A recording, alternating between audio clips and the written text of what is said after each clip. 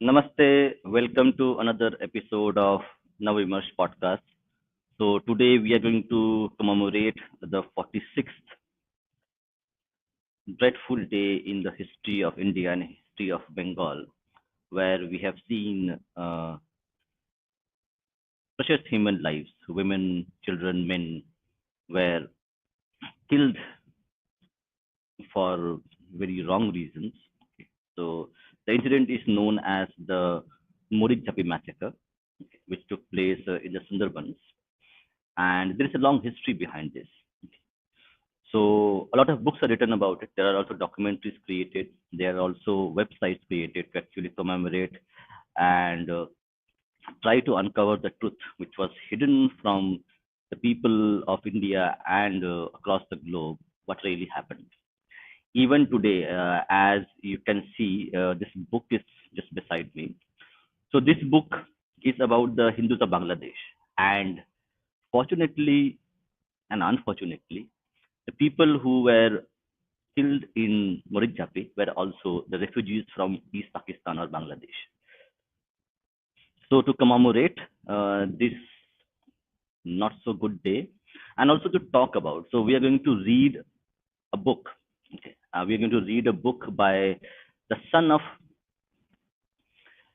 Jagannath Mandal, Jagadish Chandra Mandal. Okay, so he wrote a book where he has mentioned the Marichjhapi incident in detail. The book is available in English and also in Hindi. So we will read the English version today, and also we will be open up the stream for the audience a little bit later once we start reading the book. So do let us know if you have any questions regarding this. So we'll take a few questions as well. And in the meantime, let me just show.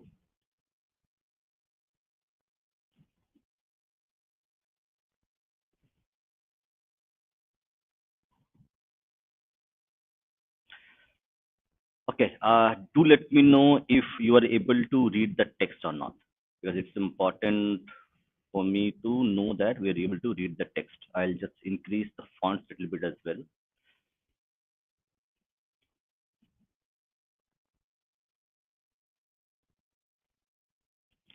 So this is the book, and also let me actually share you where you can actually buy the book as well. So let me just go there, and do let me know if you can read the text. So it will be okay, so that I will again go and read it.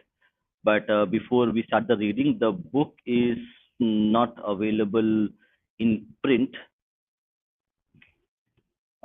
If you can get the print copy, is fine, or it is available in Marichjhapi.com. And let me see if I can fetch the print copy itself. Where any website we can find it. So you'll be get it there.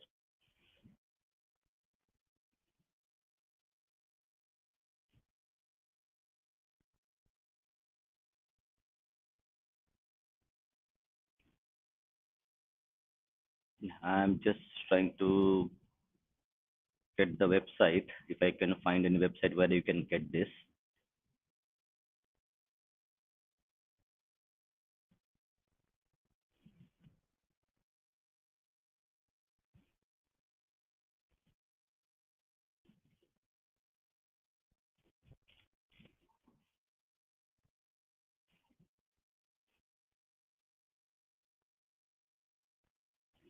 Okay, I think we will be able to get it.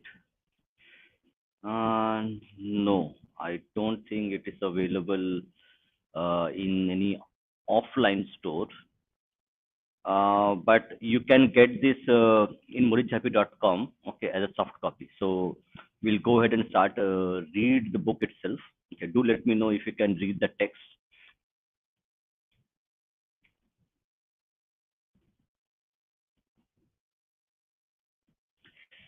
Okay, let's go ahead.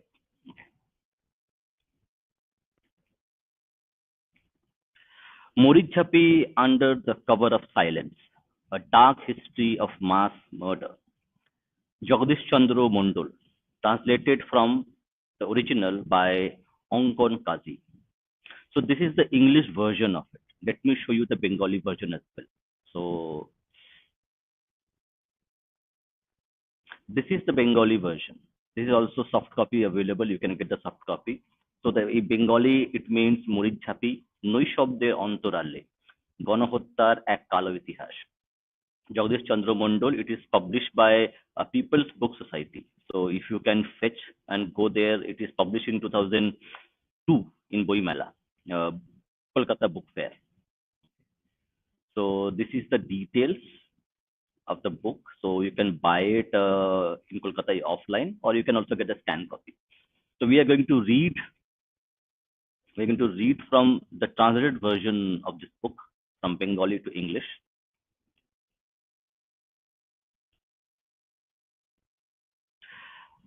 In memory of the Dandakaranya refugees of Marichjhapi and Bardhaman districts Kashipur who were shot dead by the police or are missing since then. Satish Chandra Mondol, leader of the Udbastu Unnayanshil Committee, the Refugee Rehabilitation Committee. These are the name of the people who were actually missing or they were killed by the government.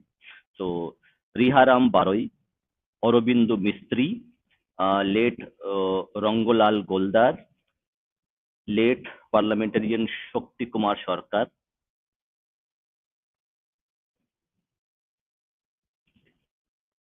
So these are the names of the people. Let's go to the next one, page number 3.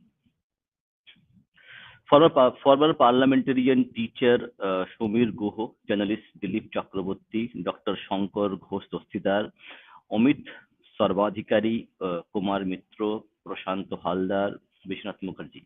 So these people who actually contributed to the book's creation. So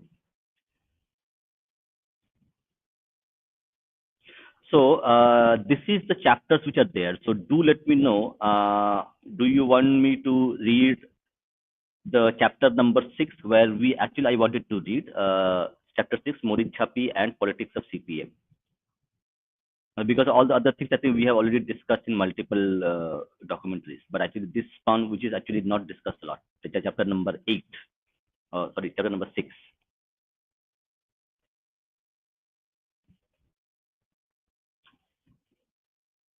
Cool. Then let's go there.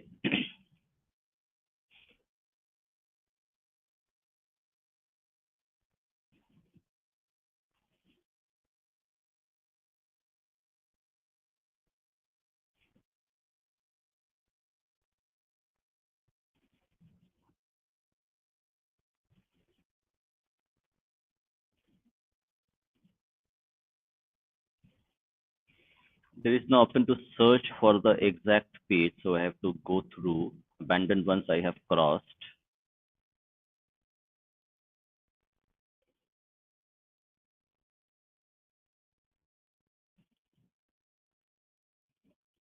Apologies for this, but I have to go, and because the English version is not available on PDF, so we have to read through the website itself. But we'll try to do that.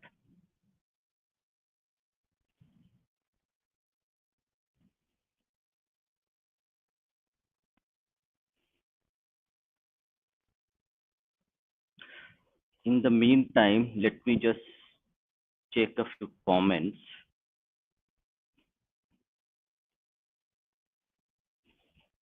Hmm.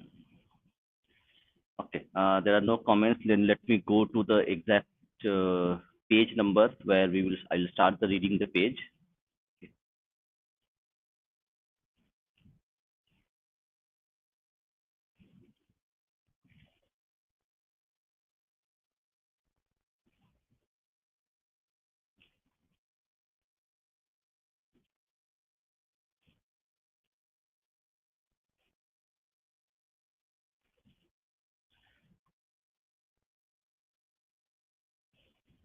Okay, I think we can go ahead and do this. Okay, not a problem. Let me just share the screen again for people.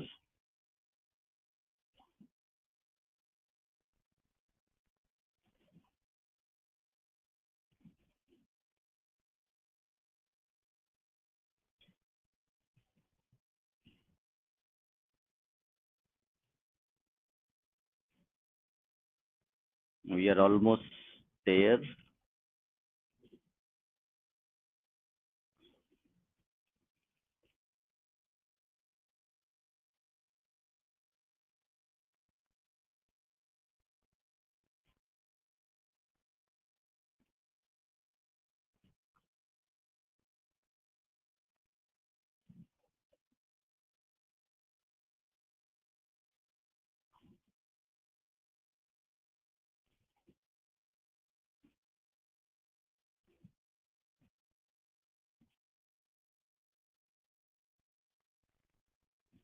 Quite a long appendix they have created. So lot of statistics are there.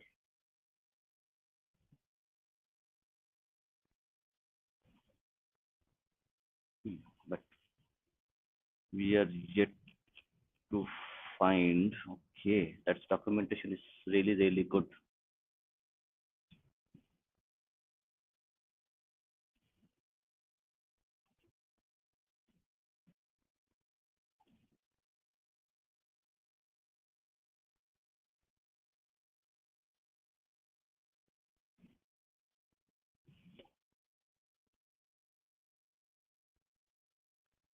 Okay, so now we are at the chapter where we want to read. Okay, chapter number 6 of the book, Marichjhapi and the Politics of CPM. In June 1977, the left front government came to power in West Bengal. The Dandakaranya Refugee Development Committee refused to become a branch of the UCRC. So UCRC, what do you mean a UCRC? Okay, so in 1977, the left-hand government came to power in West Bengal. The Dandakaranya Refugee Development Community. Okay, so Dandakaranya Refugee Development Committee refused to become the part became a refused to become a branch of the UCRC. Apart from that, the refugee leaders did not agree to join the CPM either. Okay, so these are two parties. Okay. UCRC and CPM are two parties.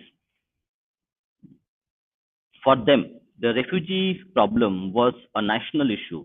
If they started hitching their cause to specific political parties, the problem would also become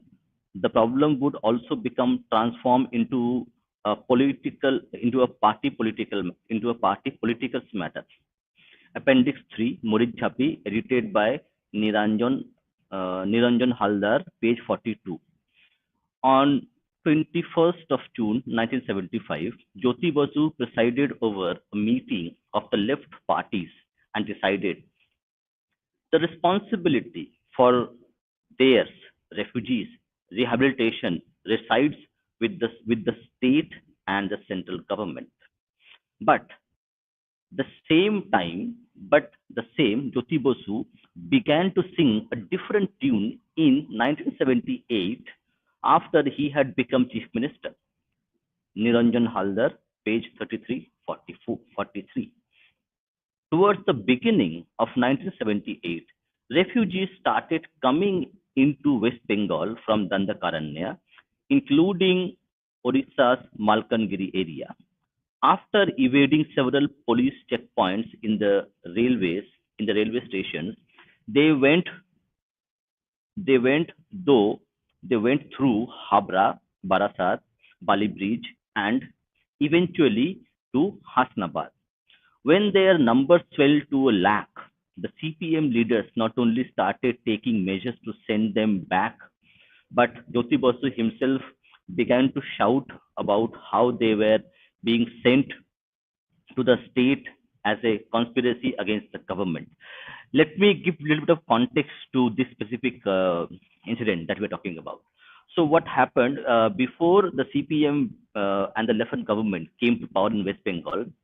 There was a promise made by the communists of West Bengal that the refugees who are settled in that Dandakarana region of central India, they will be brought back to West Bengal, and they had promised them that if they come to power, the refugees would be brought back because communists has promised them that the soil of West Bengal the language they speak, the culture they have is similar to what people of West Bengal have. So the refugees of East Pakistan, erstwhile Bangladesh, are a natural home. So their natural home is West Bengal. So they had promised to the refugees that they are being settled in Dandakaranya in the forest regions of central India. But if they come to power, they will be brought back to West Bengal and given refugee status there. So in that context, the author is talking about that the promise made by the CPM to the refugees was not kept, and they went back on their promises, and they started to actually prosecute and persecute the people who were coming back to West Bengal as the promise was given to them.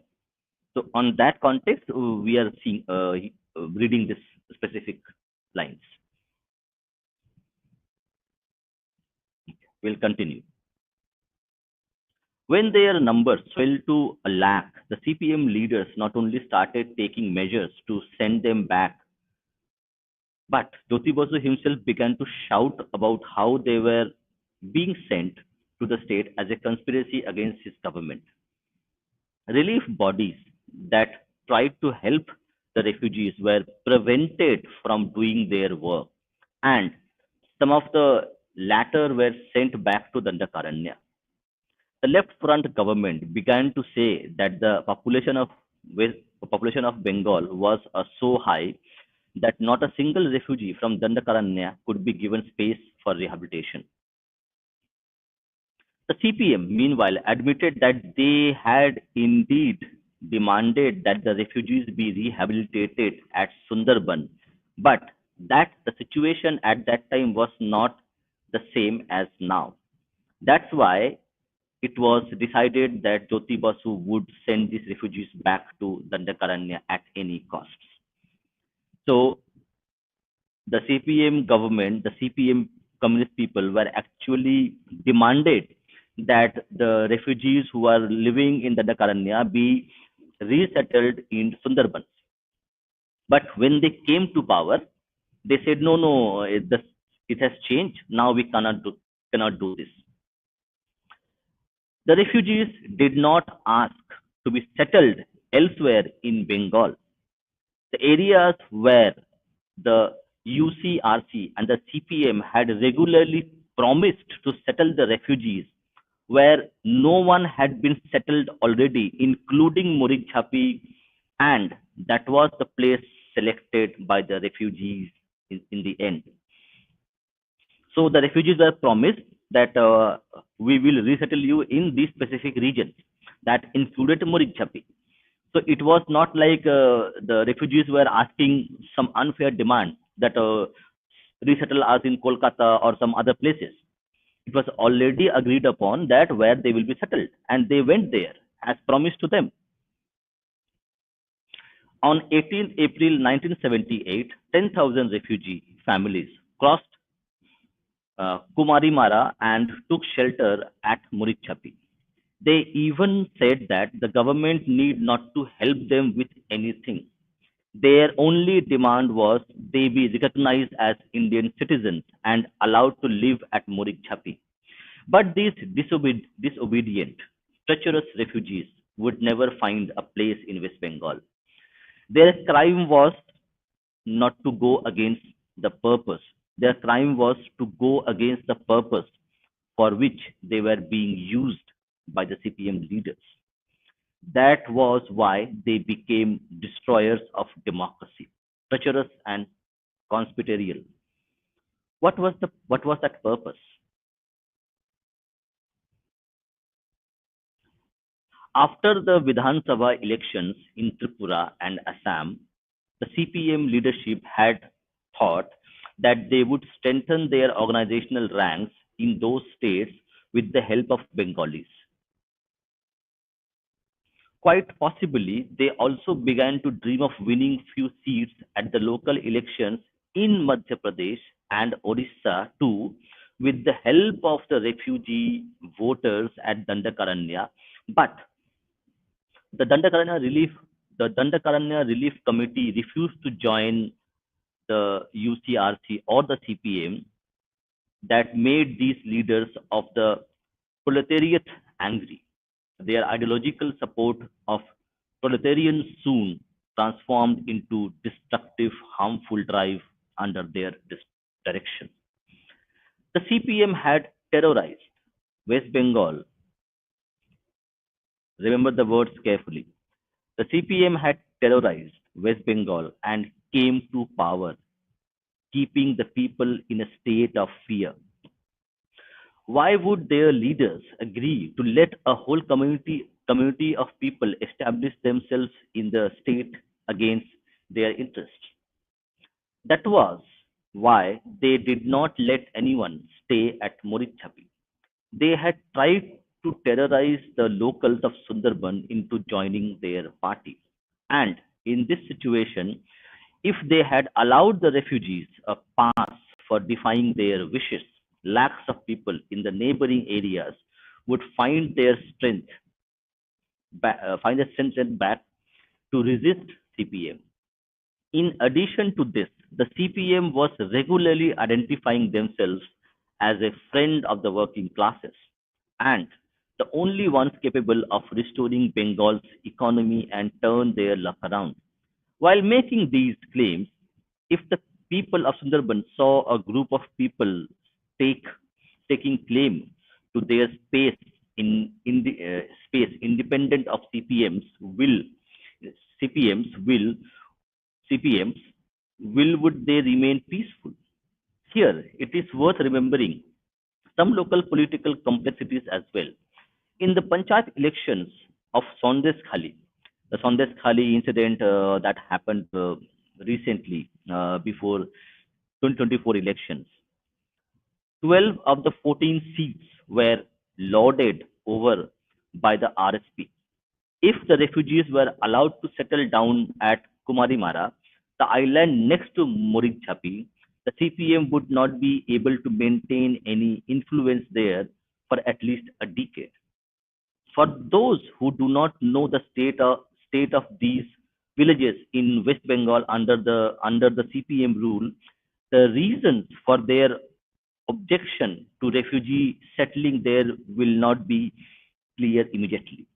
In this context, State Committee of CPM told its government counterparts that those refugees who had come from the Dandakaranya should be removed from the state, even if it requires a brutal display of strength. Remember, it was the CPM leadership which actually demanded the government of India and also promised the refugees for their election gains to actually tell that they will be resettled in specific regions in West Bengal, including Sundarbans, where you have the Marichjhapi Island. And these islands were actually uninhabited. There was no population there.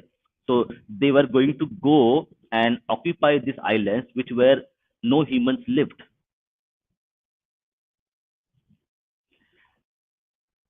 Okay. After 3-day meeting of the committee, the secretary Pramod Dasgupta said, a deep conspiracy is being hatched with those refugees. Anandabazar Putrika, 2nd July 1978. Mr. Soibal Gupta described what kind of force was employed. It is not just that they did not provide any help, they had even forced those organizations who were providing aid, like the Bharat Sevashram or Ramakrishna Mission, from doing their work. The helpless and resourceless refugees were trying to make a living out of fishing and making things out of wood to sell them. But even that was stopped. Police and forest department officials went out and broke their boats. They did not care that their actions would lead to people losing their lives. On 19th August 1978, several policemen about 20 about 20 launch boats were used to employ a military maneuver to block blocked the river path. And when they saw that it did not deter the refugees, on 6th September, they drove the launch boats up the places where the refugees had their own boats full of wood and other necessary provisions and sank 20 of them. Soibal Gupta, Marichjhapi or Miraj, Niranjan Haldar's Marichjhapi, page 26 27. On 24th January 1979, the left-wing government started a blockade of Marichjhapi. Supplies of drinking water, food, medicines, bread-making bread-making factories, bidi making equipment would all come from Kumarimara. Kumarimara is the next island, just beside the island in Sundarban and other islands, shutting down the food and water supply from Kumarimara and denying medical help amounted to the refugees subsisting on whatever was at hand or starving, pushing them to the brink of death. More information on this matter is included in the third appendix. After the blockade, the way in which former revolutionaries like Bina Dash, Kamala Boshu went to Marichjhapi has been described in Kamala Boshu's writing, see chapter 1. During the blockade, some leaders like Priyaranjan Dashmunshi of Congress, Suniti Chattoraj, Arun Moitro, Sudeep Bandyopadhyay, and about 10 to 12 others tried as a group to go to the island of Marichjhapi.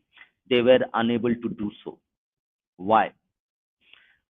They met with the director of the Tiger Conservation Project, Kalyan Chakraborty. Their meeting was reported in the first few pages of Jugantar by their own reporter. 20 Falgun 1384, it's a Bengali month name. Falgun is a Bengali month.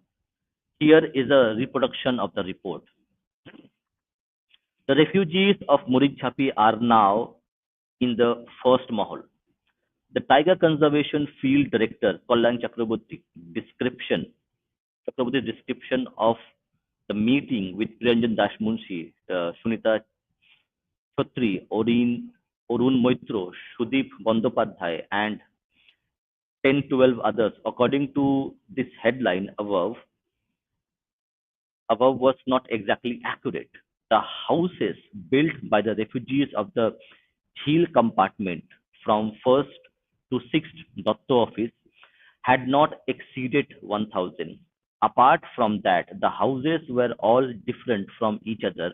Most of them were about 100 to 150 feet long by about 12 to 12 feet wide and had been burnt to the ground already. In spite of the inhuman tortures unleashed by the police with their beatings, configurations, suffusing suffusing a sense of terror through the camps for 10 to 15 days straight, they were unable to remove them completely. The refugees still clung on to their plots of land and engaged in everyday work, fishing and repairing their boats. The refugee had been struggling for a long time for the mere act of surviving. It was not possible to dominate them so easily. In about 9 to 10 months of continuous rain, they had made the tiger and the snake infested jungle of Sundarban habitable. This place had become dearer to them than their own lives. So they were not going to give up so easily. The Diwani of Sri Chakraborty touted procedure procedure when they wanted to push the refugees out of their compartments and gather all of them into first mahal, but it was nothing more than an attempt to snatch their plots of land away from them. Now the refugees are living in all compartments. In order to assert their occupancy rights, the refugees went about their day normally. Aside from 550 houses that were demolished, the other refugees may not have been living as peaceful as before, but they were in no mood to abandon their houses either. House repairing, building new house, making new boats or embankments. They were doing all this by themselves. It is not possible to determine the facts without investigation, investigation. And besides, it is a great pity that the government is not used to telling the truth at all. As proof, they have only admitted to breaking 550 houses instead of 1,000 that they both broke and burned to the ground.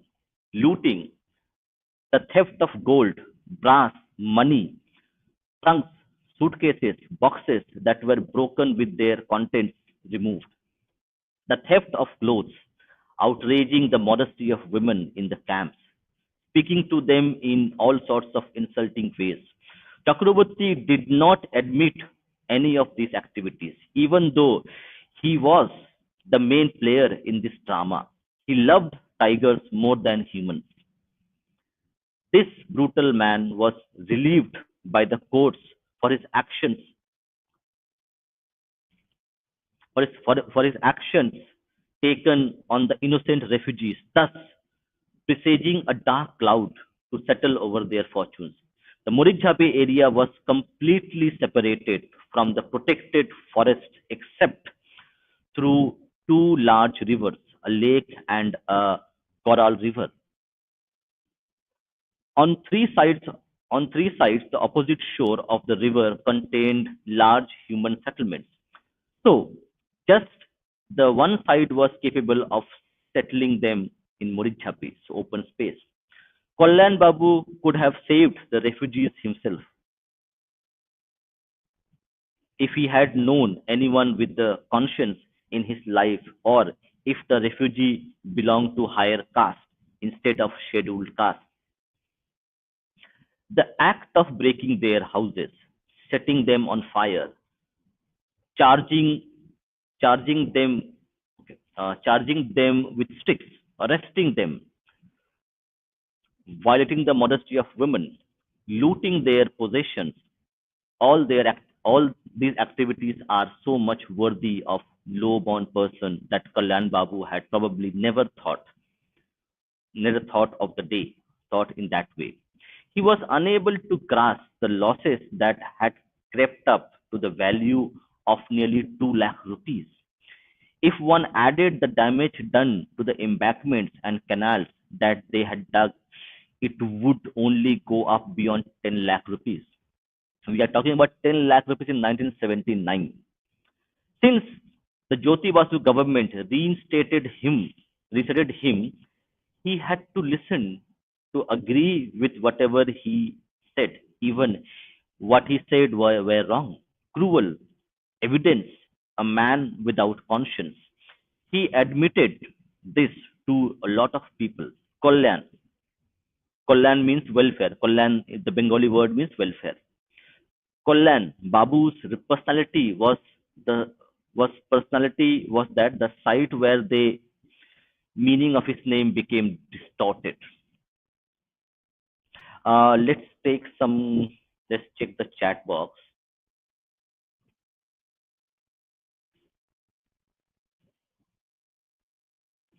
Okay. Okay. I'll continue the reading.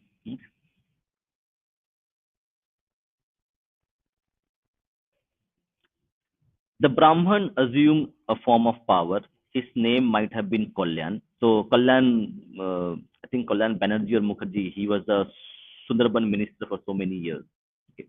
We're talking about Kalyan, the minister who was responsible for Sundarbans. So he was a Brahmin by caste. The Brahman assumed form of power. His name might be Kalyan. Kalyan means welfare, suggesting a good mark, but his behavior with the scheduled caste was horrifying, like a badge of shame belonging to pure red flag. Roy Haran Boroi, General Secretary, Refugee Development Committee, All India, Netaji Nagar, Marichjhapi.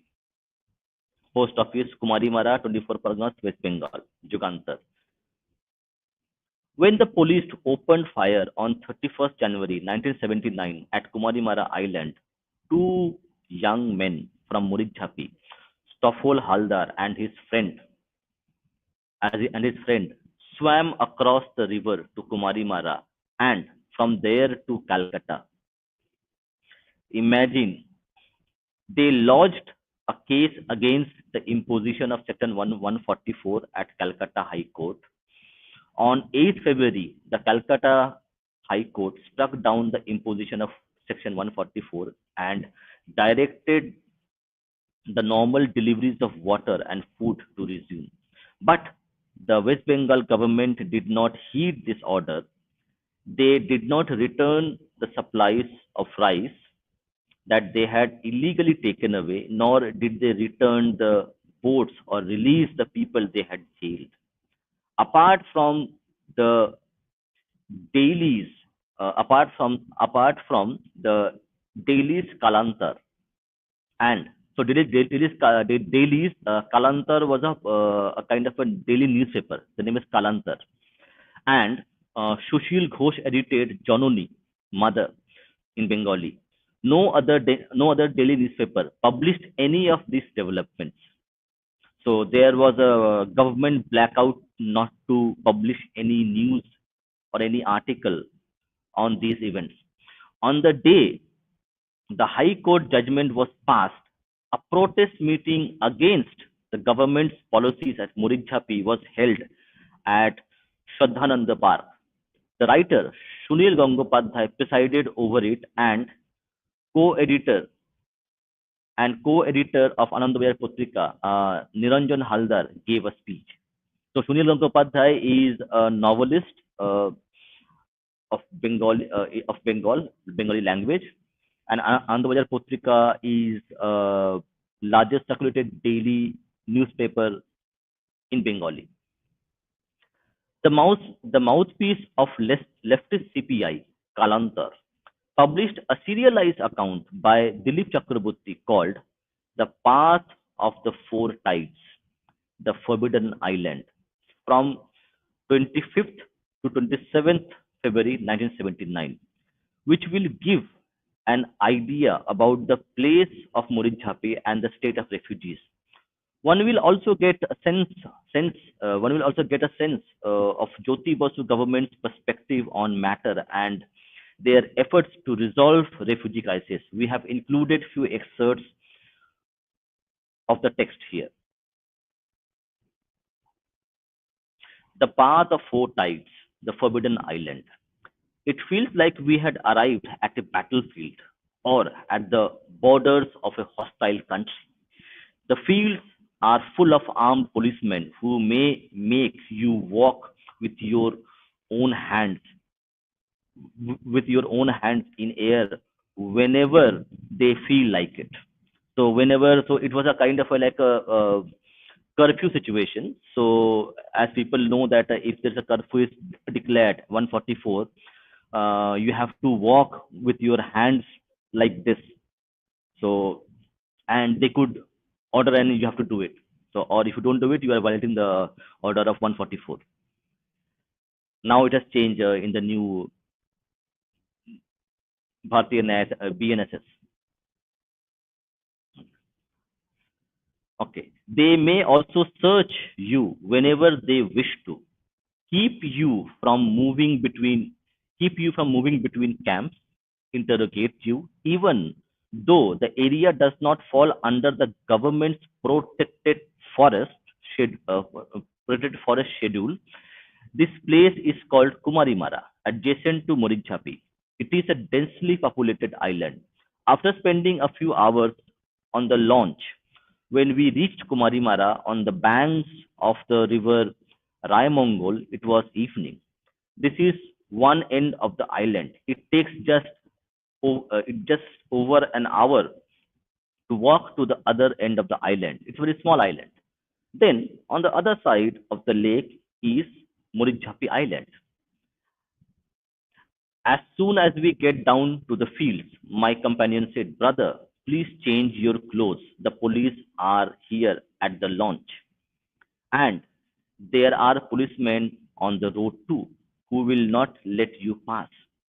Why? This is not a protected area. It doesn't belong to the government's official protected lands.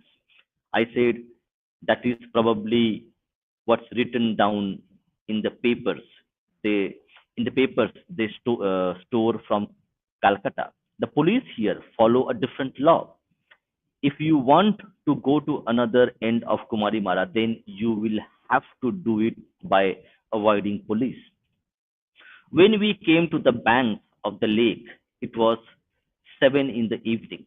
We could hear the motored launch of the motor launch in the distance. Policemen were flashing the river with their torchlights from launches, looking for people.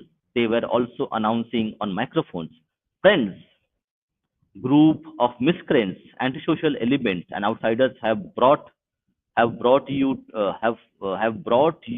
to island against your best interests. They are now unable to help you with food or medical aid. They are also torturing some of you. The government has made arrangements for your food and medicines. If you want to go to Dondok forest, Dondok forest means Dandakaranya forest in Chhattisgarh, and please come to the government relief camps set up at Bagna, etc. The Marichjhapi island had been blockaded, so the police was doing the propaganda work for the government. The Marichjhapi island had been blockaded by the state government since 24 January, but due to High Court injunction, the residents of the island could use rowboats to get to other side of for food and water supplies. The place where the rowboats are moved is also teeming with armed policemen. Each passenger is interrogated thoroughly, but people from this side are not allowed to go over there, and the residents from there are not allowed to bring anything with them to this island. When I reached, a sudden force of bright light was flashed upon the face of my companions.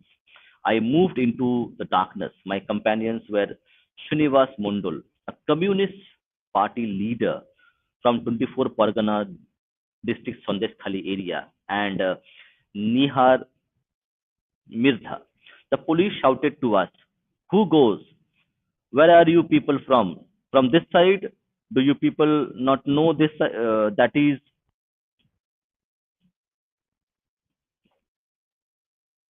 forbidden to walk here now?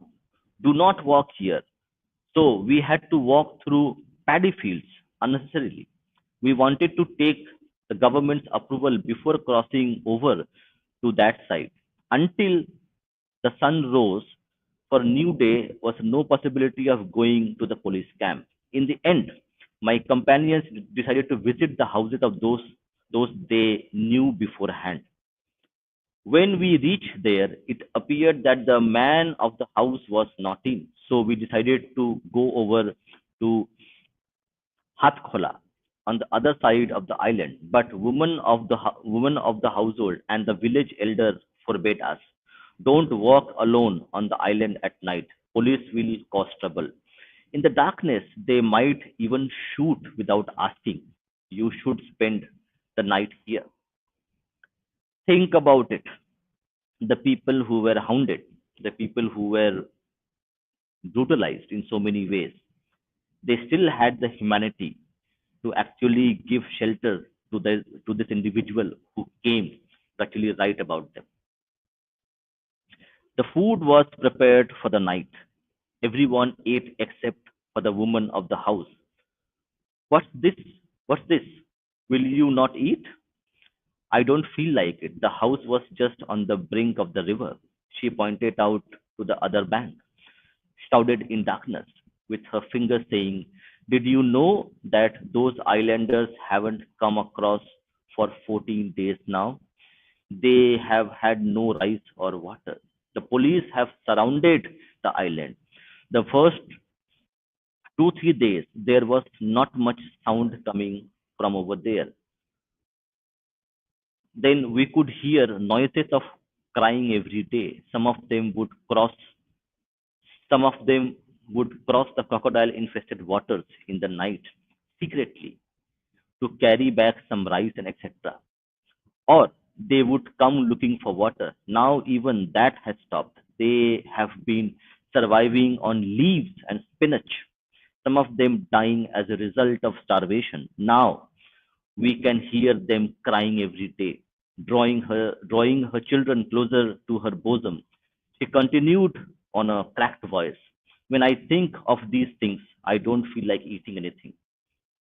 Meanwhile, a few young men have gathered from the neighboring houses. They talked about the oppression of the police on the locals. When evening, when evening falls, people have to walk about with their hands raised in the air. The police create trouble regularly and accuse them of harboring refugees or providing them with rice. So, providing food to the refugees has become a crime. The day before Saraswati Puja, some of the refugees had tried to come over to this side, but the police had prevented them. Starving refugees were already angry. They came on boats or swam over. The police relentlessly assaulted them with tear gas and bullets. They also hurled sharpened spears at them. The assault of police scattered the refugees. Many of them ran to take shelter in nearby houses after getting injured. The police attacked those houses too. As a result of these assaults, an Adivasi girl called Munda was killed. Many others were injured or killed, but who will account for these? The police tracked many of these bullet-ridden corpses on the launches and boats. The locals saw all this. The path next to lake at Kumarimara Island was thus covered with blood of people. Kalantor, 25th February 1979. So we are reading the account of a reporter from the Daily Kalantar who went to the Marichjhapi Island and to Kumarimara. That is document, and this is a report that they have written.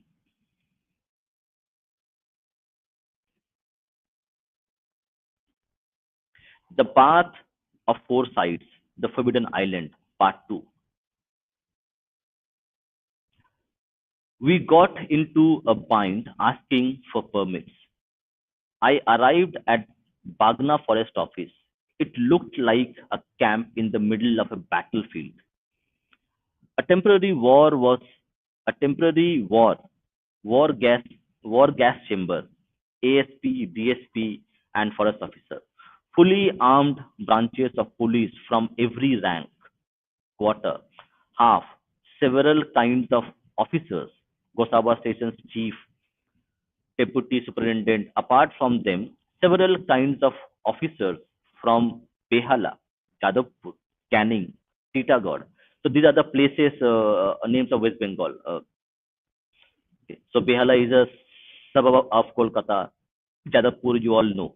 Okay.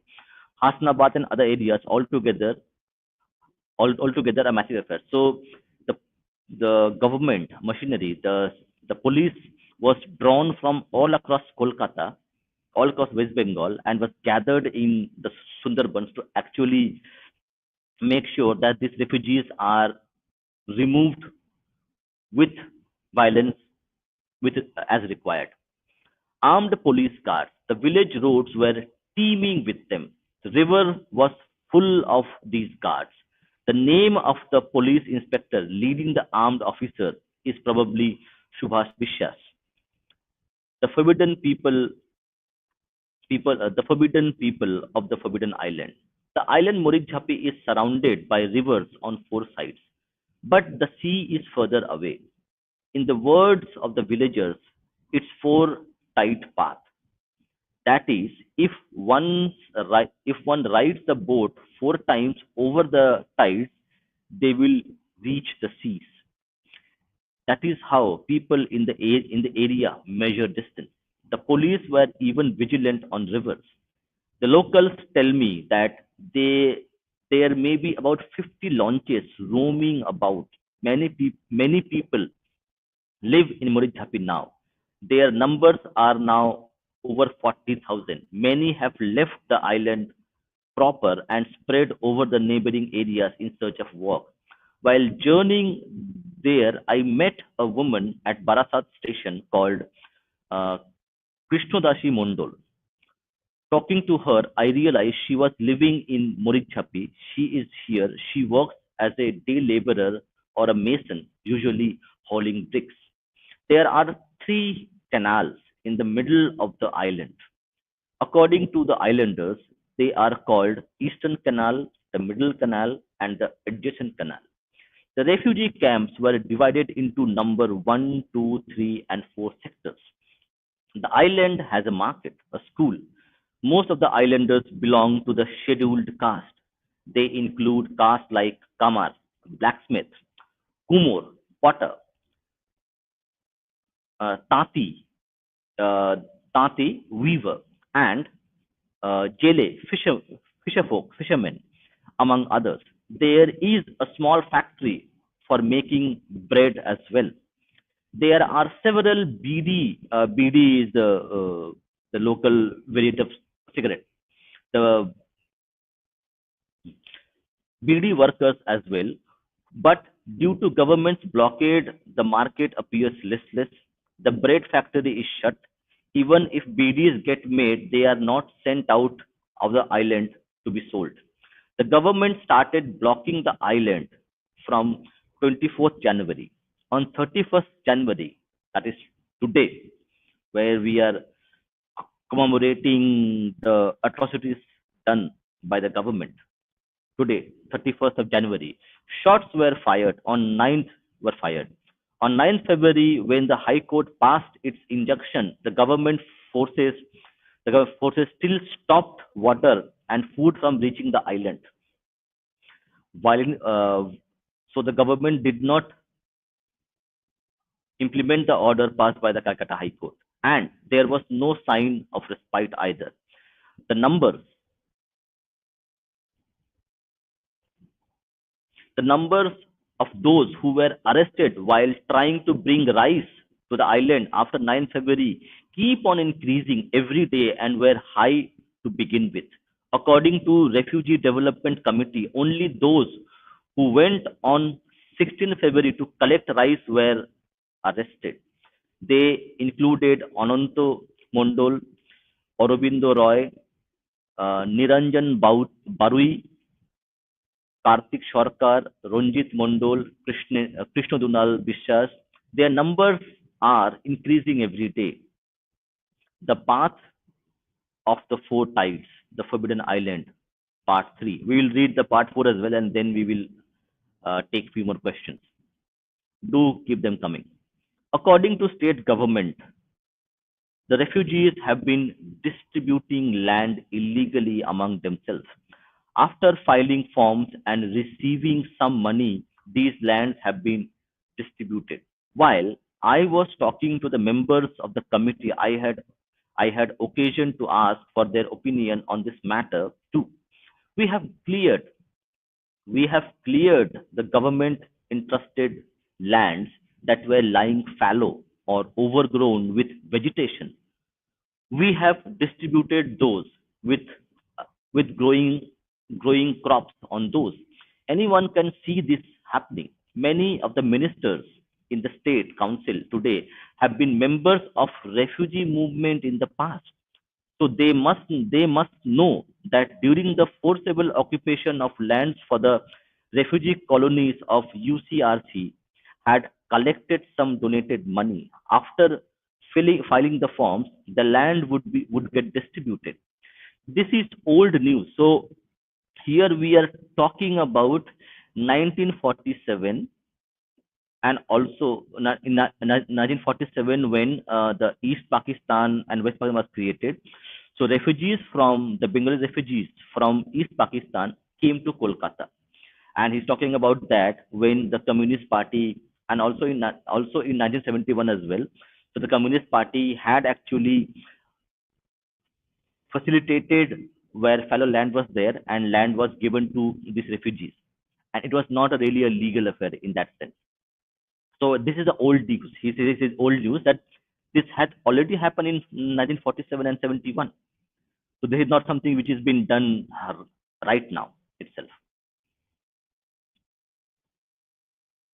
After filing the forms, the land would get distributed. This is old news, and this is exactly what was happening here as well. And about the coconut tree saplings, the government, the let the government answer for the for that. Since 24th, there has been an economic blockade. What will the thousands of people here eat? Coconut saplings, leaves are the only thing they had tried to survive on. So the government was starving the people of Marichjhapi. And then the government was telling that you are felling trees. That is all that has caused damage to the trees. We will work hard to replace them as soon as possible. We want government to lift its blockade. You are all struggling here. Why aren't you willing to go back to Dandak? Dandak means Dandakaranya, the place in Chhattisgarh. You are all struggling here. Why aren't you willing to go back to Dandok? If we can live in peace there, why do we have to struggle for living here? So he mentions, if we can live in peace there, why do we have to struggle for a living here? So in Dondak itself, it was not a good life. They would have the same life there. So why have to they go there? They would rather fight for the rights here. The starving dead. In the soil of this island, the dead bodies of several people are mixed. They are the corpses of those who died of starvation. The island was uninhabited before this. People would go over to collect honey. I do not know if the refugees from Dandak are planning to live there permanently, but the starving dead are going to remain here forever. The list of the dead is long. Since 24th January, blockade of the island, 43 people have died of starvation. These numbers include children, the elderly, and the youth. Many have died of disease contracted from eating inedible things. How many people died from police firing? The hungry young refugees of Marichjhapi have also had to become ensnared in the amorous device in the amorous devices of the police. They say their names, others don't. 20-year-old Kalpana Pal and 18-year-old Boishakhi Mondol, along with Sobita Dhali, have been victims of the police lust, allegedly. There are there are more such allegations. It was not just the young women of the refugee colonies who were terrorized by these actions, but also wives of peasants, fishermen on this island. How many lives were lost in the conflict between police and the refugees that took place on the day before Saraswati Puja? The police authorities in Bagna said that about 2 dozen locals had been killed in the police firing and 6 or 7 were injured. They did not reveal how many had been arrested, and on the other side, they could not say how many refugees had been injured or killed. According to the list prepared by the refugee community, the death toll is 36. They have many more allegations against police. Apparently, some of the dead bodies of the refugees had been carried away by them. They unloaded those corpses in the Berumpuria, Berumpuria and Kolagachia rivers. If the Justice Department probes this properly, and the workers on the launch offer their testimony without any coercion of proof will be found. The refugee committee has said that those who were injured and arrested by police in these actions amounted to 52. Three of them were women, and their names are Maloti Sarkar, Bashanti Mondol, and Maloti Boiragi. On 24th of January, the police arrested 30 refugees. These were some women. These were some women in these ranks as well. The peaceful inhabitants of Kumarimara had never seen such events before. They have now seen blood, blood on the river's embankments, blood on the courtyards of houses. The manner in which bleeding bodies were dragged on on the launches by the police was also witnessed by them. What are the governments? What are the governmental groups doing? The locals have been starving. Bleeding bodies have been dragged on those launches, and these sites are stuck in the hearts and minds. It also true that these islanders have seen the refugees struggle against the odds to make their uninhabited island habitable. Its influence has suffused into the local village economy here. Does the state government think these refugees are in any state to go back to refugee camps at Dandakaranya? Agents of the government and CPM cadres have started holding meetings across Sundarban. There was a public meeting at Mollakhali Island. There will be another one at Bhadrakhali, and then Bashanti and Goshava. I was staying at the house of a farm worker. I heard here that the CPM had approached landless peasants of the area and told them they, police, were not enough. They should also join the effort to drive those refugees away and win some land for themselves in the process. I stayed for 2 days and returned from Kumarimara. A local man ran ran after me as I was leaving. He was a religious man belonging to scheduled caste. He had sheltered a lot of injured in his own home. Brother, please do not reveal our names. The police will create a lot of trouble. Then he said, people and children died of starvation. Will God endure this? Will his heart not broke? Kalantar, 27 February 1979. After the blockade, after the blockade had been lifted, in according to High Court judgment, opposition leaders from West Bengal's Legislative Assembly, including mm, Kashikanto Moitro and MLA Kiranmoy Nando, Prabodh Singho, Ravi Shankar Pandey, and others went with the journalists and photographers to Marichjhapi Island. While returning, they were getting off the launch at Hasnabad when they were arrested for violating forest laws. They were sent to the jail in Boshirhat.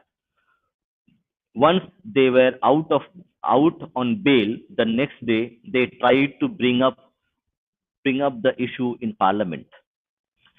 On 22nd March, three members of Janata Dal went to Marichjhapi. In in order to prevent them from seeing what was going on over there, the police stopped their launch thrice. When he read when he read the report of this visit, the Prime Minister at the time, Moraji Desai, wrote a letter to Jyoti Basu asking him to take action against those police officers. The Chief Minister Jyoti Basu took no such steps. Even after he retired from post of Chief Minister, he was generally known that the letter was lying around in his with his secretary. The report presented by three MPs is presented in Appendix 3.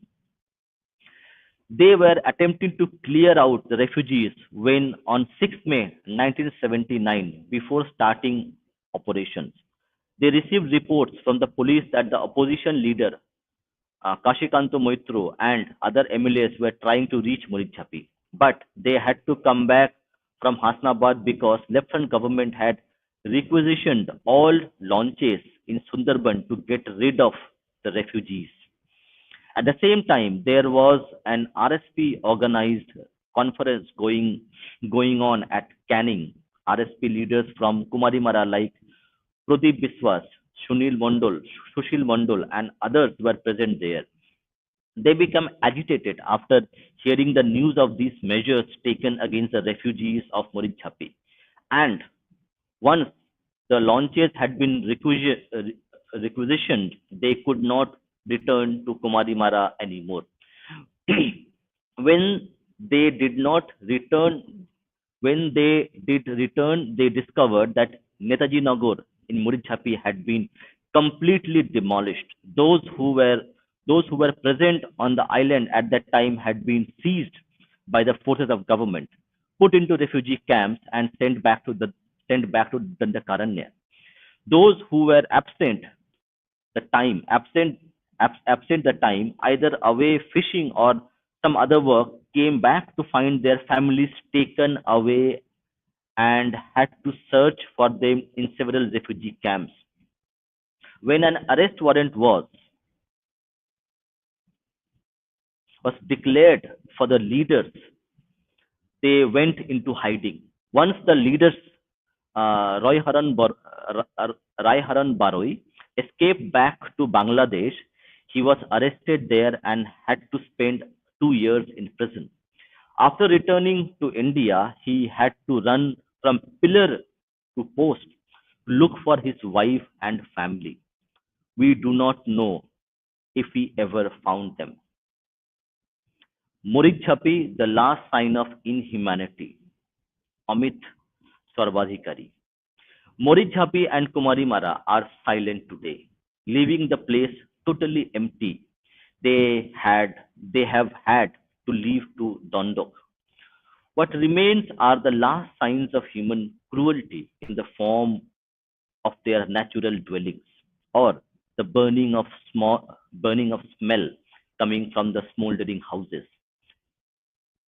along with biscuits, lozenges, and medicines. The thin layer of the thin layer of friendship has snatched away the lives of children, women's modesty, and last struggles to stay alive. This medieval brutality did not start here. It started on 31st January. At Komarimara, police attacked the refugees from both land and water and killed 150 of them.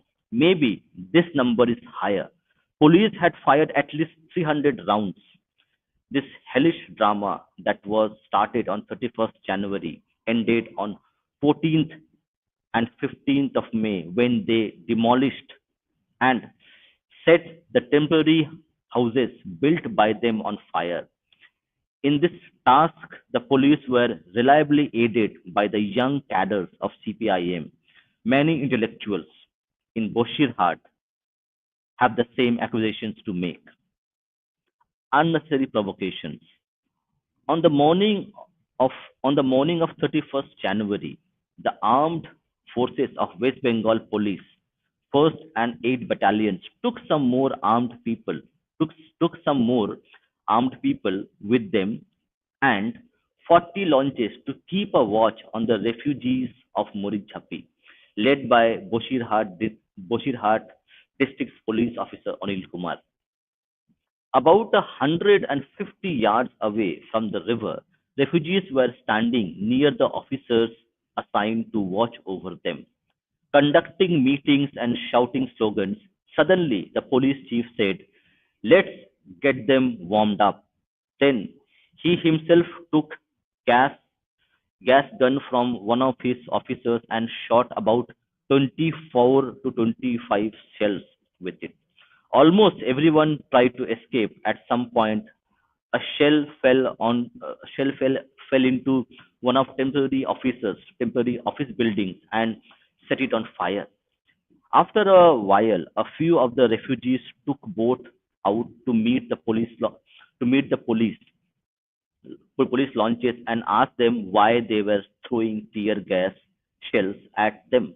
Immediately, the IPS officer ordered the pilots of these launches to force their way in between the two boats. As a result, both of their boats broke.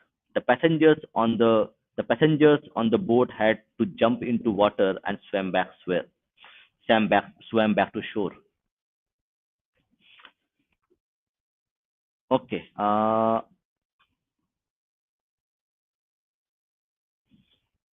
Okay. Let me see the comments now. Okay. We have seen lot of comments.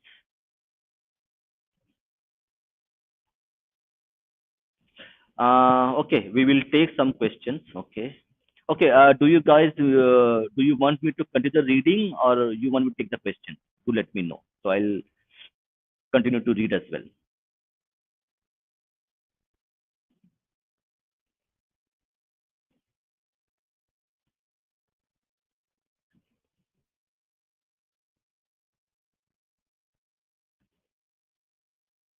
Okay. Zoom. Okay.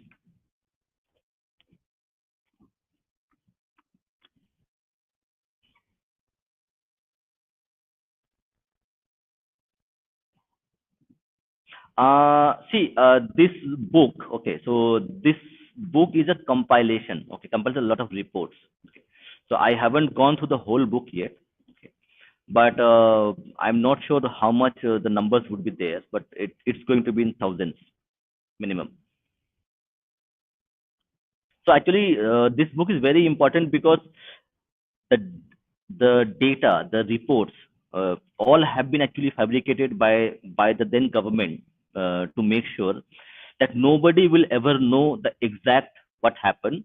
So that even somebody writes a report, somebody writes a book, they will show the official record and say, okay, this guy is lying. But as we can see from this book itself, that government was incomplicit to actually misleading, misinforming, and using all their powers to make sure that nobody actually knew what really happened. Okay, let me read through more and then we will see again. On the other side, a group of refugees means here. On the other side, a group of refugees began to move from the Kumarimara camps to the police camp. Their purpose was to find out what was happening. So the refugees, people who are living there, they don't know what's happening. Why the police, so many police have come here? They don't know because they live in a isolated island. When the camp, when the camp director and the SDPO of Barakpur, Joydev Chatterjee, saw a group of refugees coming towards them with sticks and spears. He asked Police 9 Battalion forces to remain alert. Eventually, the police ended up shooting about 100 to 150 rounds in this encounter too. Many people were injured. The news reached Bagna camp over wireless.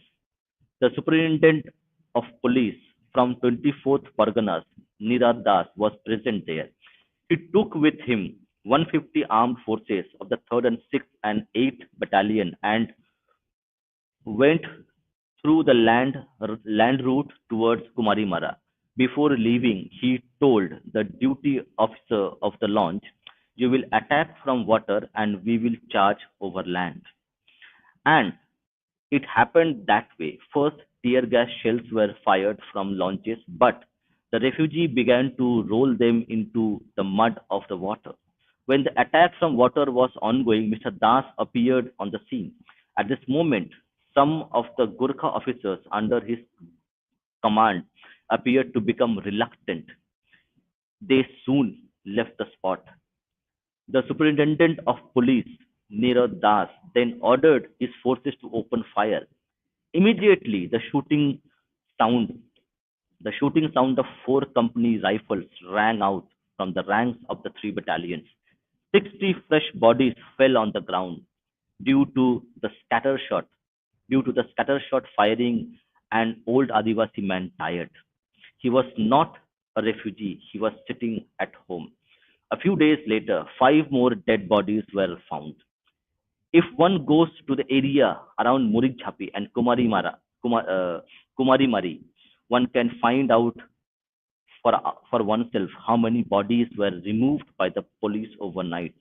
Some of them were thrown into the river. A counting of bullets. On the night of these police operations, the inspectors from the various battalions to the accounted to the Super 24 Super 24 Parganas for 30 bullets have been fired.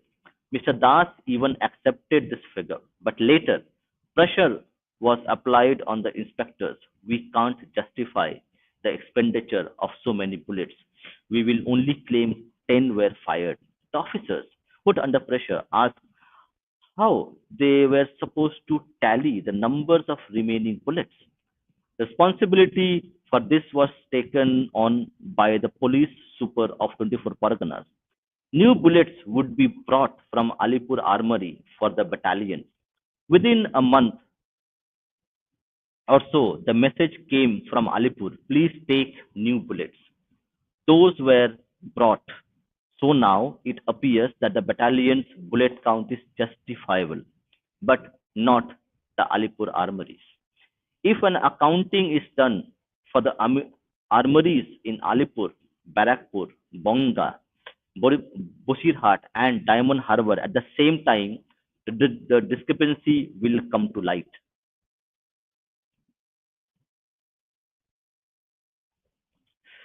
There is another matter that is worth mentioning here. Along with the case that was lodged by police against the refugees for the events on 31st January, two rifles had been submitted to the courts.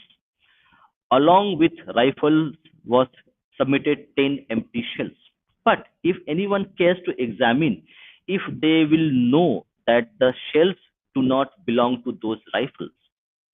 The inspectors on the case have have all had their personal diaries and reports taken away from them.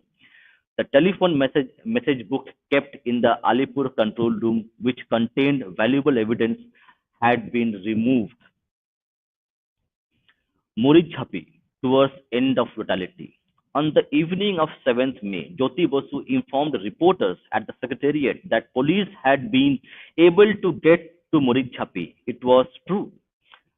After throwing a barrage of tear gas shells stretched stretched to their limits, the police descended from about 40 launches, still fully armed. As soon as he got off the launch boats, they lathi charged and injured several people. Under the cover of night's darkness came about 1,000 more policemen and plain-clothes helpers. They were introduced as belonging to the forest department. The police kept announcing through their hand microphones, we are your friends. We are requesting you to return to Dandakaranya. If you decide to go back, etc., etc., few days ago, a group of Janta Dal parliamentary representatives had come. It was written about in the papers. Thus, whatever happens, at least there will be no injustice or oppressions. Until 12th May, the police and their assistants, who were supposedly forest department officials, distributed lozenges, biscuits, medicines, and attempted to make general show of competency. On the night of May 13, the conflagration started. The whole neighborhood was terrified. Those who ran out of their houses in fear were dragged on the launches. Before that, the police had not forgotten to beat them mercilessly with their sticks. In the morning, a few pupils were taking lessons at the Netaji school. Suddenly, this building too caught fire. When the mothers heard about the fire at the school, they ran towards it. When they reached, they had learned that the children had been taken away to various launches. Then the mothers were also forcibly put on those launches. The force applied on them by the police and others compromised their modesty. The children were kept on one launch. The mothers on another. This probably how a new kind of nomadic life gets imposed.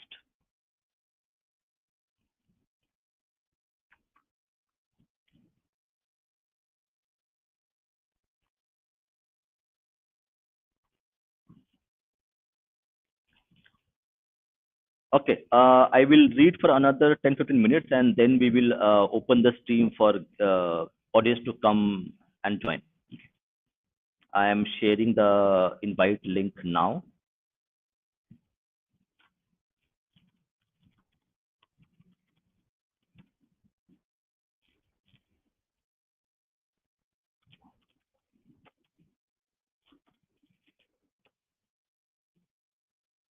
Okay. Let me also pin it as well so that people can find it. Okay, I have pinned it. So I'll read for another 10-15 minutes and then we will open the stream for the audience interaction.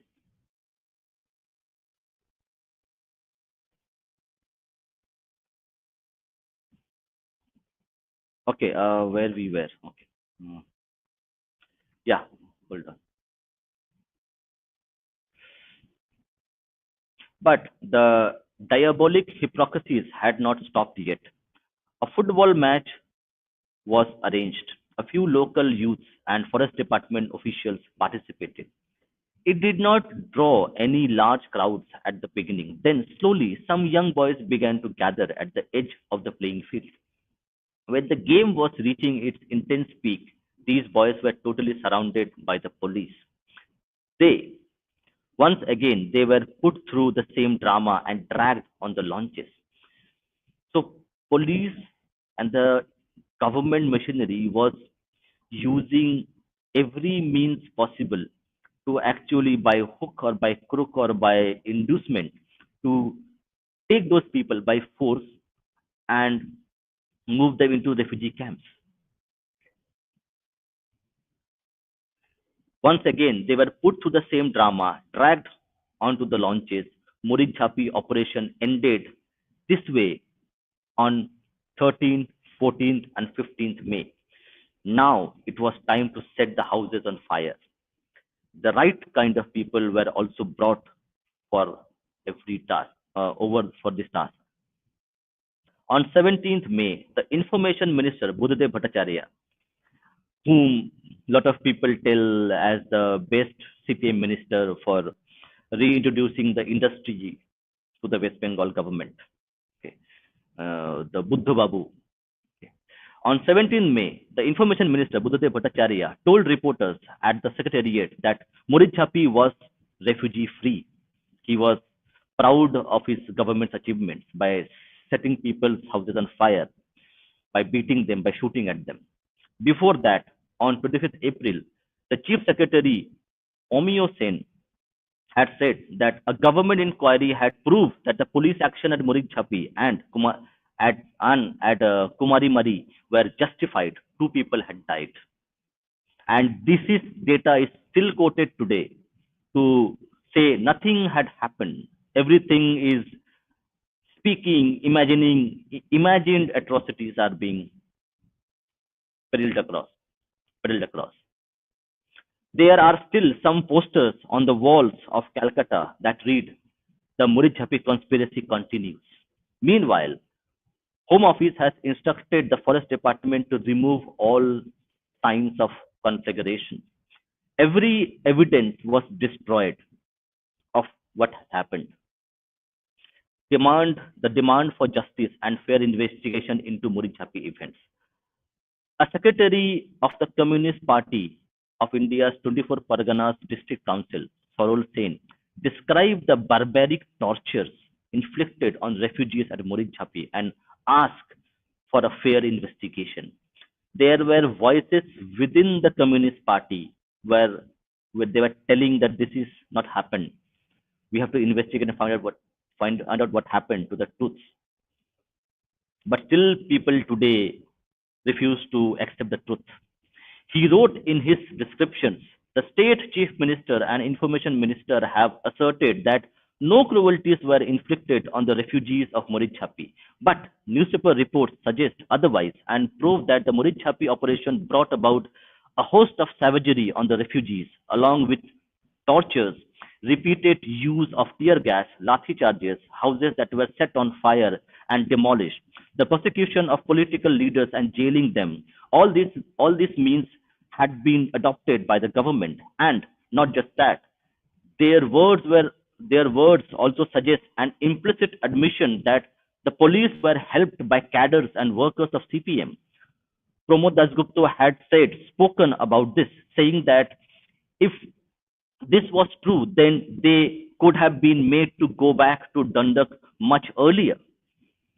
And the CM and the information minister had said that the fires were set by miscreants. This was countered by questions about why there were miscreants at a place where no one, not even parliamentarians, were allowed to go without government's express permission. And who were these miscreants? From aside from that, the way the refugees were pushed out of Marichjhapi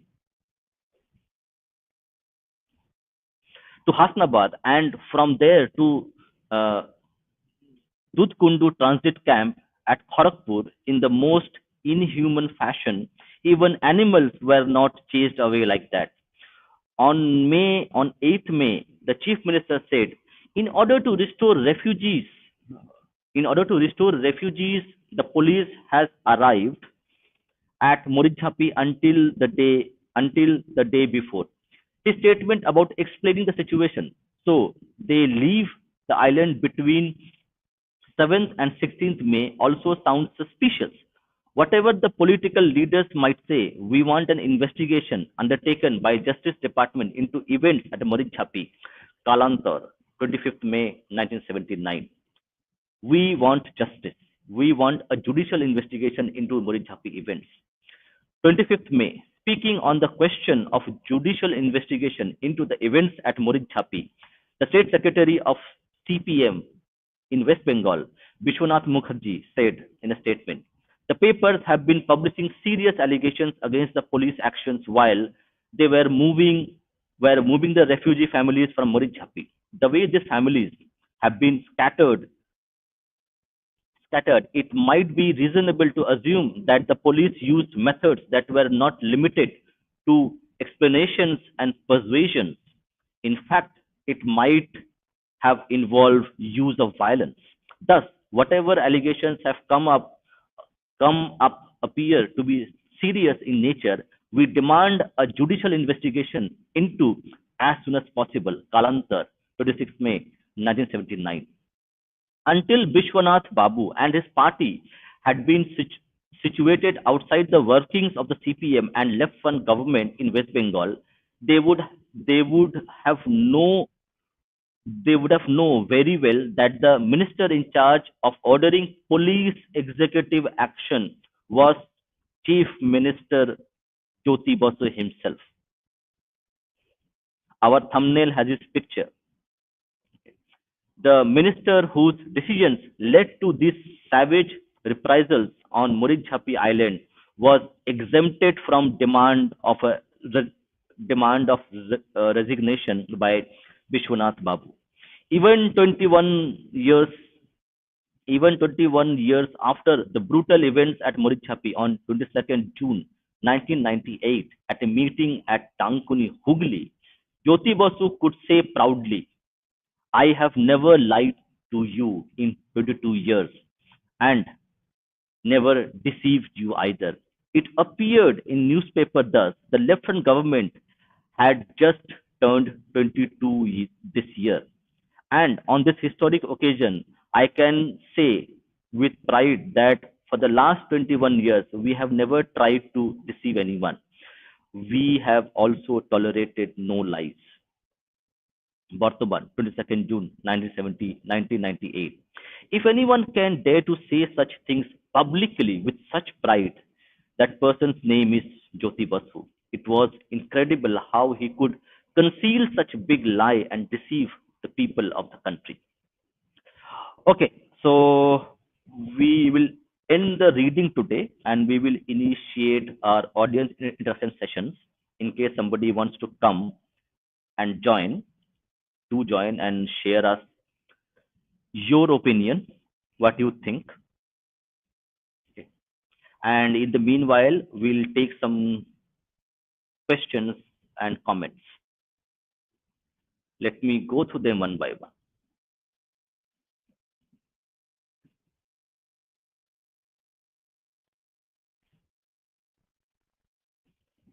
Mm. A communist promise is like a Venezuela food ration, always meant to be broken.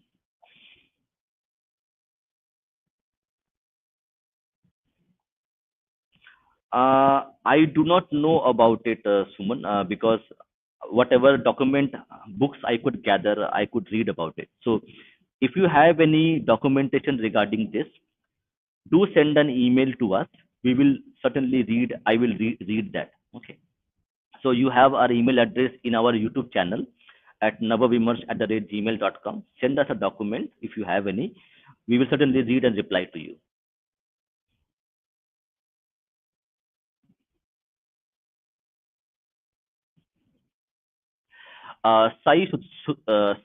Sudarshan is saying, Jogen Molla was a classic case of Jai Bhim Jai Me.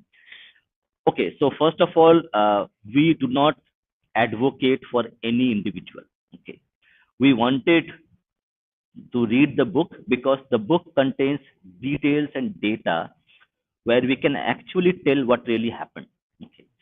The individual who wrote the book, he might be good person, bad person. We are not into judging people. Okay. We evaluate the person, what he has written in the book. So we are not fans. We are not his critics. We just read what he has written. So if you agree with them, fine. If you don't agree with them, also fine. Okay, always wanted alliance of Namo and stop this making. Okay, we are not making gods of anybody. Okay, we are just reading the data. Okay, we have not named this even name itself. Okay, let me see. Sai Sudarshan has again said, read about speech of Jogen on occasion of Noakhali. Do send me. Okay, do send me those speeches because I cannot know everything. So do send me those speeches on our email address, and I'll go through them. So and thank you for this information. We appreciate.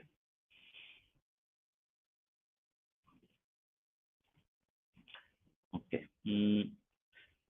Why Khulna and Sylhet, a Hindu majority area, voted for East Pakistan? Why the names Sardars prevented Congress party's delegation to even set up a meeting there? That needs further investigation. So we need to read a bit of history books on that. But I think whatever I had heard, what I have read from history books, is that the Sylhet and the Hindu majority area Khulnas, the population of Muslims are actually inflated. Okay, so like there was things going on at that time where the percentage of Muslims which were the thing was, say, if the population of a province is 51%, it will go to Pakistan. If it's less than 51%, it will come down to Hindus. So in a lot of areas, a lot of districts, what happened, the percentage of Muslims were actually inflated so that they could join Pakistan. So that's one thing which I have read in history books. But we can discuss more on this.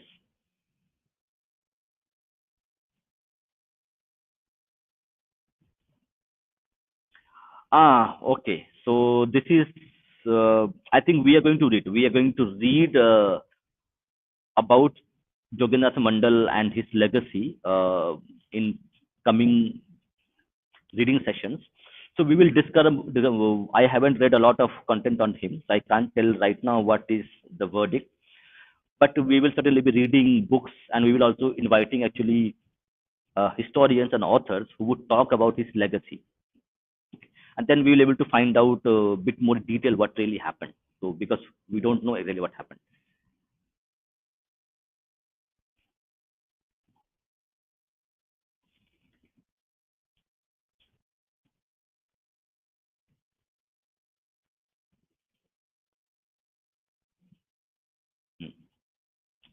Okay, RSS Deep Haldar's estimation was nearly 10,000. It could be more.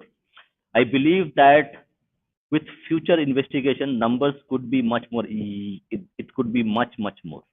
I agree with that because I have read bit of data on this, and it looks a lot.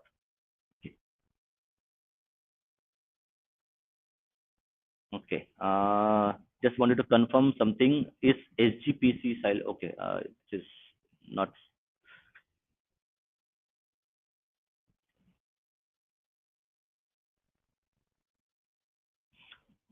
I agree with you. Sai Sudarshan, I agree with you on this part. Okay. The Dalit politics of at least North India and East India, it had this problem, and that was it's a historical problem which is there. So that problem, I agree with you.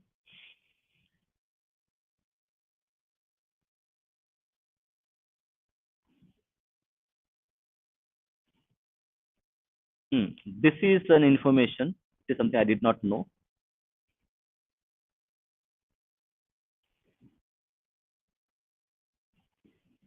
Yes, and RS, as you had seen in couple of mentions, so the police were working with the cadres to actually do a lot of other things which police could not do legally.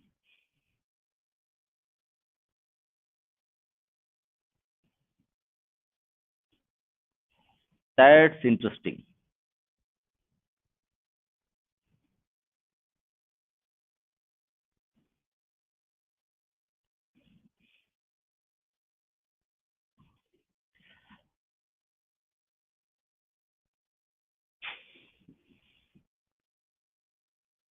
Yes, this is something. Actually, we will read a bit of Ross Malik's works in our coming streams.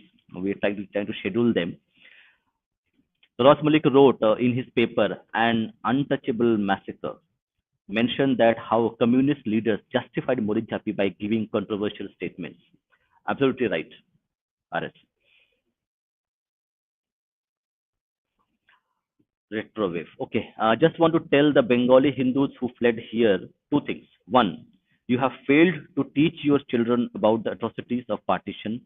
Please wake up, or or else soon you will need to flee here again.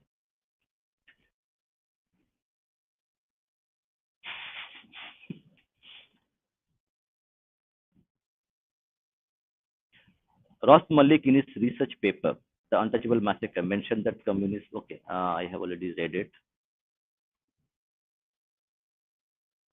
Yes, you are absolutely right.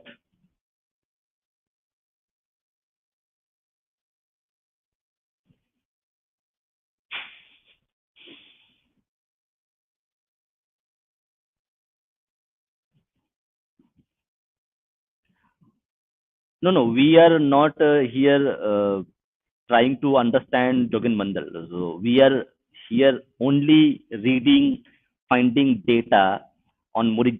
So this was the best book of the many published, which had the real-time data and reports and statements and commentaries of that time. And yeah, I will also check that part as well. So we are not doing a stream on Jagannath Mandal or his son. We are doing a stream on Murid, because his book contains the data. That's why I'm reading him, not because of any fanboy ideas.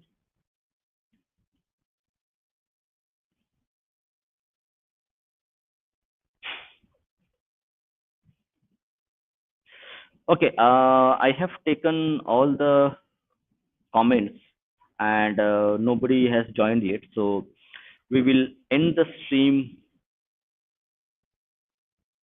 today here, and we will try to again read a few more portions of this book and few other papers by Ross Malik later in our coming up streams.